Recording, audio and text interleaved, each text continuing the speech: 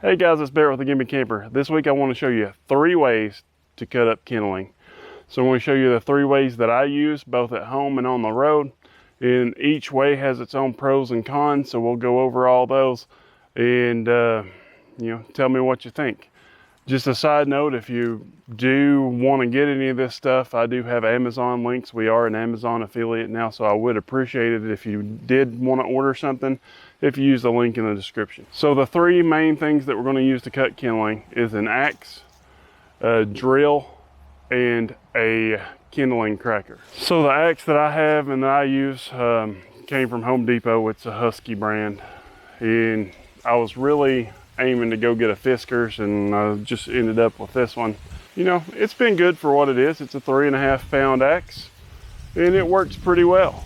It was, I think, somewhere between $30 and $40. Most axes are going to be probably between like $30 and $60 for the top of the line ones. But, you know, it's a good thing to have in your camper when you're at the campsite, because you can use it for, you know, sledgehammer, you can use it for other things. Now, as far as cutting up kindling, some of them are bigger back here on this end where they'll actually like sit on the ground, and you can use it kind of like a kindling cracker we'll go into in a minute. This one does not work that way. So every time I use it to cut up kindling, you know, you got the wood here that's pretty small, and you're having to hit the top of it with the axe to get it to embed down in there before you can pick it up and slam the axe and the wood down in the ground. And so you got to be pretty sure of yourself when you do that, and you want to be very careful because you don't want to miss and get them fingers right. Correct. Barrett, did you say you cut kindling with a drill? You dadgum right. You know, this is, they call it a log splitting cone. It's got its pros and cons. If you buy the kiln dried kindling, it works pretty good in most of that. If you just drive it in, you gotta kind of poke it and jab it to start with, and then turn it on. And usually use speed 1 and not speed 2. It can get a little torquey, but if the wood's dried out and it's not too big, then this works great. So what are the pros to using the drill? Well, the pros to using the drill are simple. It's lightweight, it's easy. You know, as far as the torquing aspect on your wrist, you can use an impact driver, I suppose, but it's going to be a lot louder and your neighbors might not like that. So the cons would be that it does torque your wrist a lot if you have it in something big, so you got to be careful with that. And this is a threaded connection, so if you're trying to do something that's a little bit too big or it's not quite dry enough and it gets stuck and you try to back it out, then it can just back out of here and leave this in there. So then you're stuck like just kind of forcing this back and forth until it gets loose enough for you to pull it out. However, I've tried to remedy that, and so far it seems to be working well, but I've not used it a whole lot since I've did this. But I used some JB weld in there. I just put some all in that hole and tighten it down in there, and I'll let it set for about a week. And I've used it a little bit since then, and the once or twice that it has got stuck, it's reversed all the way out. So that seems to be a helpful thing. You could always, you know, have somebody tack weld that as well. But this is about 20 bucks, and I think it's great to have in the camper, especially if you carry power tools. All right, so this is a kindling cracker. We'll get into that in a minute. But we're gonna use the drill now.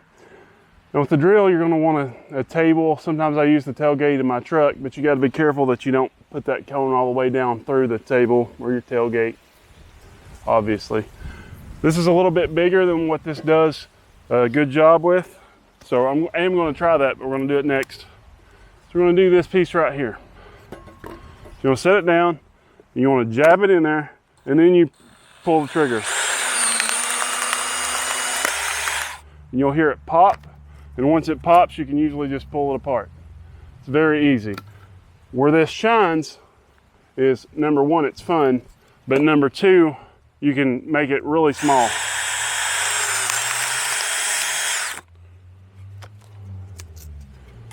I bet I can even split this one in half.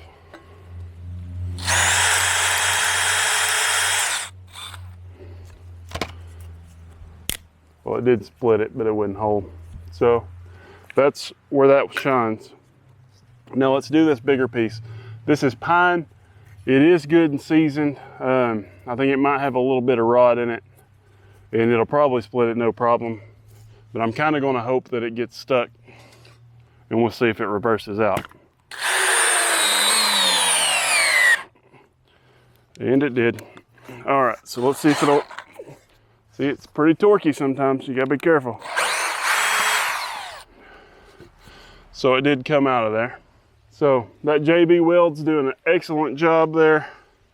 And like I told you, this is probably too big of a piece as far as just the thickness of it to be doing with that anyway. All right, so both of those first two options we use in the camper because the axe is easy to carry, it's lightweight. Same thing with the drill, but there's got to be a better way for home, right? Of course there is. So this guy back behind me on the ground, I'm going to show you a picture of because it's too big to pick up. It's called a Kindling Cracker. And the Kindling Cracker is cast iron.